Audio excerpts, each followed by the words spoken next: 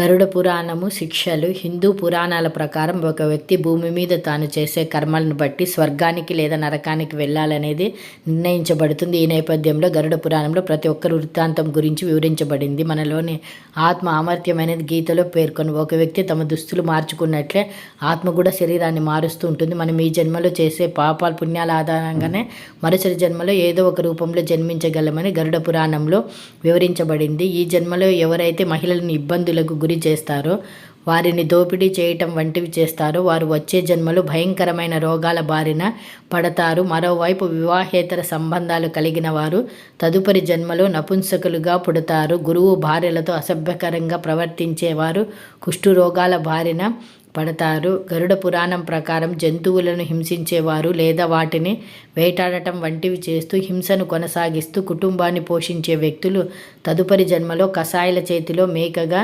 జన్మిస్తాడు. ప్రస్తుత కలియుగంలో ప్రతి ఒక్కరూ ఏదో ఒక సందర్భంలో మోసం చేస్తూనే ఉన్నారు. కొందరైతే పనిగా మోసం చేస్తున్నారు. ఇలా మోసం చేసే వారిలో వచ్చే జన్మలో గుడ్లగూబలుగా పుడతారని గరుడ పురాణంలో వివరించబడింది. తప్పుడు సాక్ష్యాలు చెప్పేవారు రెండో జన్మలో అంధుడిగా పుడతారు.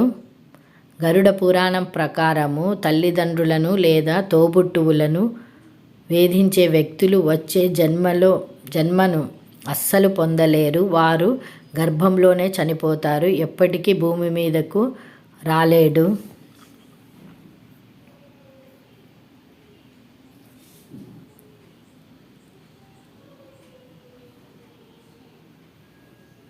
గురువులను అవమానిస్తే దేవుడిని అవమానించినట్టేనని గరుడ పురాణంలో వివరించబడింది. ఇలా చేసిన వారు నేరుగా నరకానికి వెళ్తారు. అంతేకాదు, గురువుతో అసభ్యంగా ప్రవర్తించిన శిష్యులు వచ్చే జన్మలో నీరులేని అడవిలో పుడతారు.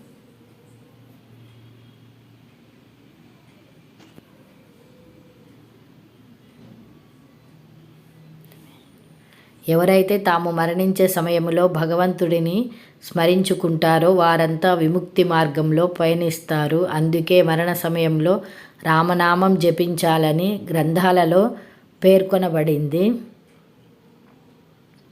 మహిళను చంపి గర్భస్రావం చేయడం లేదా గోమాతలను చంపిన మూర్ఖులు నరక యాతనలు అనుభవించి వచ్చే జన్మలో చెడు యోనిలో జన్మిస్తారు.